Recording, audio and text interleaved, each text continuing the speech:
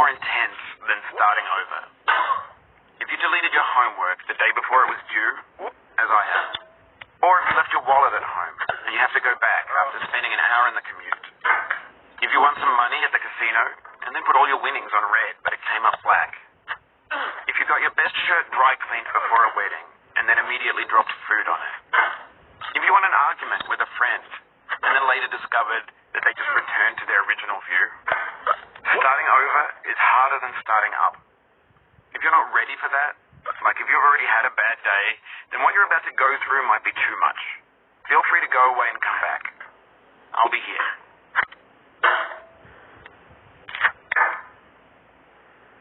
Alright, thanks for coming with me on this trip.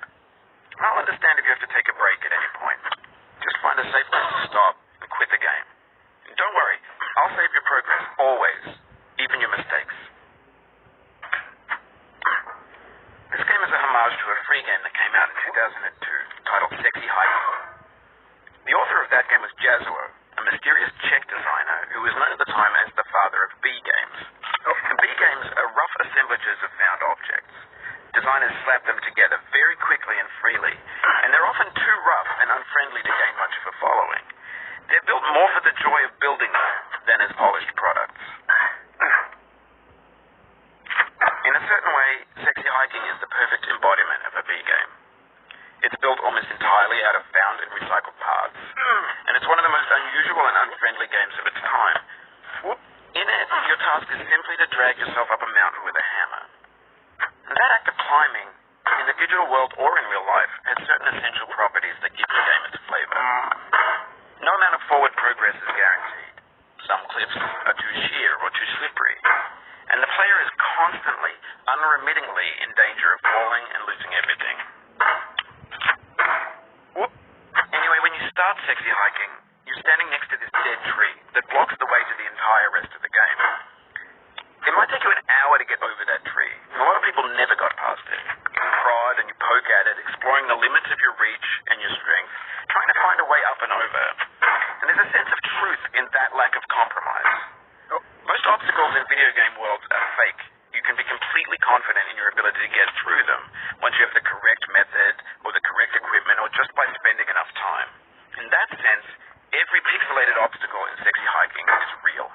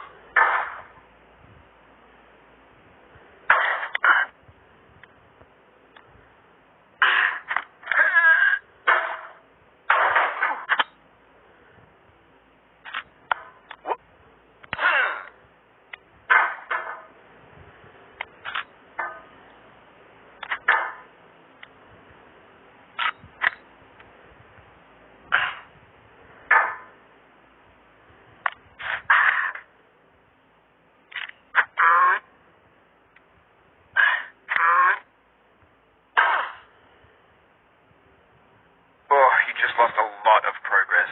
That's a deep frustration, a real punch in the gut.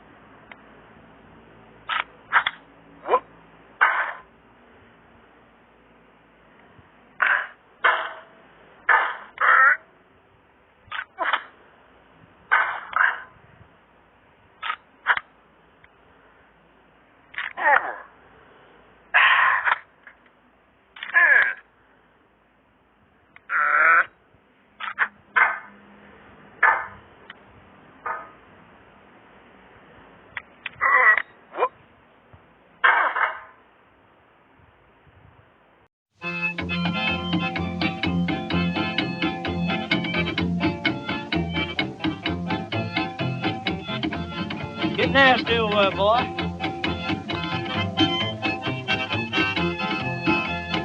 Going down the road feeling bad. I'm going down the road feeling bad.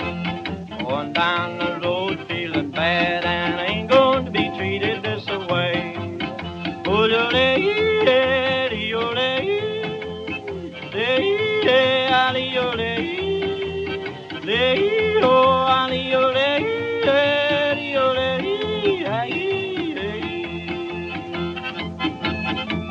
Lay them blues there, boy, play.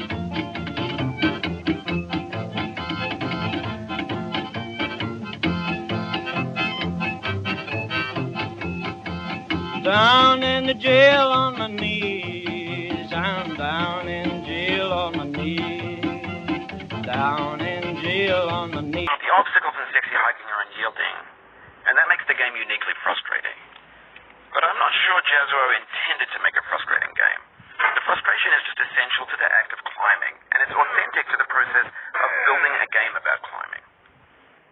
A funny thing happened to me as I was building this mountain. I'd have an idea for a new obstacle, and I'd build it, test it, and it would usually turn out to be unreasonably hard. But I couldn't bring myself to make it easier. It already felt like my inability to get past a new obstacle was my fault as a player rather than as a builder. Imaginary mountains build themselves from our efforts to climb them, and it's our repeated attempts to reach the summit that turns those mountains into something real. When you're building a video game world, you're building with ideas, and that can be like working with quickset cement. You mold your ideas into a certain shape that can be played with, and in the process of playing with them, they begin to harden and set until they're immutable, like rock. And at that point, you can't change the world, not without breaking it into pieces and starting fresh with new ideas.